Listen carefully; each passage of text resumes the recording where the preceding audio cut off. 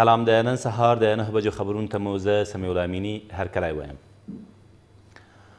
چینایي چارواکي وایي په افغانستان کې د چیني پانګوالو له پانګونې ملاتړ کوي او هڅې کوي چې نور پانګوال هم دې لړۍ ته وهڅوي.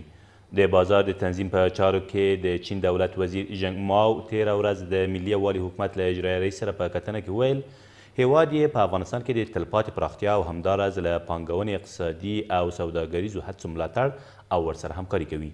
عبدالله هم په دې کتنه کې ویل چې افغانستان د چیني پانګوالو له پانګونې هر ډول ملاتړ او ورته د موقع برابرولو ته چمتو دی.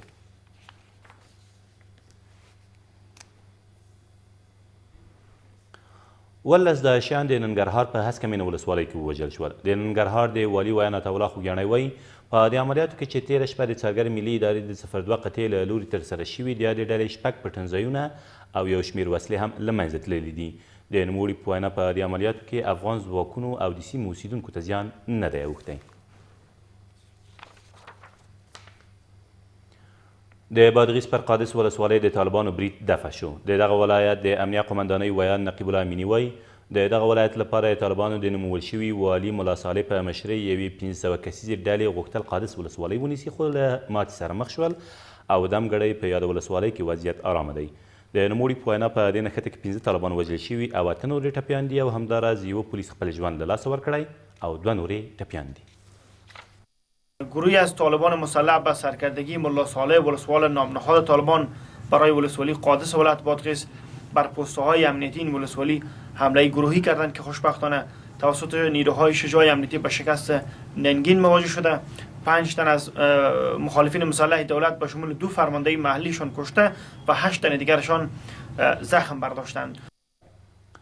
په بغلان کې یو ماشوم د سړي تښتونکو له منګولو وژغورل شو. دغه ماشوم څو ورځې مخکې د پلخمري ښار له الوان دښتې د پیسو ترلاسه کولو په موخه تښتول شوی و خو تر هغې مخکې تېره ورځ د پولیسو له لوري وژغورل شو. د بغلان امنیه قمندان وایي د دغه ماشوم د تښتونې په تور 2 کسان هم نیول شوي او دمګړۍ ترې پوښتنې روانې دي. و دو تانه که فعلا هست اینا قضیهشان مشخص معلوم است که در ماین گذاری با تبانی با طالبان علیه سکتورهای امنیتی اعتراف داره و همچنان در رابطه با اختطاف و یا ربودن جوان نوجوان که به هر عنوانی که استفاده میخواستند بکنند خوشحال هستیم که هانند پلیس کشفی اقدام کرده با تبانی پلیس امنی و سایر سکتورها در مسیر دستای خوزلوان دستگیر شده. او د لغمان په قرغیو ولسوالۍ کې د 100 مترو په اوږدوالي یو پل تېره ورځ ګټې اخیستنې ته وسپارل شو. دغه پل چې 6 متره سوروالی لري د څه باندې 140 میلیونه افغانیو په لګښت چې د کلیو پراختیا وزارت له لوري ورکړل شوي جوړ شوی دی. د لغمان د والي په وینا له دغه پله به د قرغیو ولسوالۍ څه باندې 3000 کورنۍ ګټه واخلي او د بادپخ ولسوالۍ اوسیدونکي به هم ترې برخمن شي.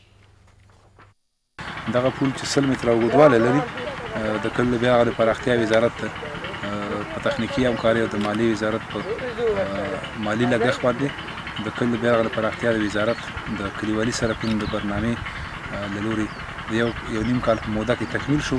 مخکې سلته بل پل دا جوړ شوی نو موږ ډېر په عذاب ولته ډېر ماشومان لیدل او تنانه به هم پر وطن اوس دا پل جوړ شوی موږ ډېر خوشحاله یو.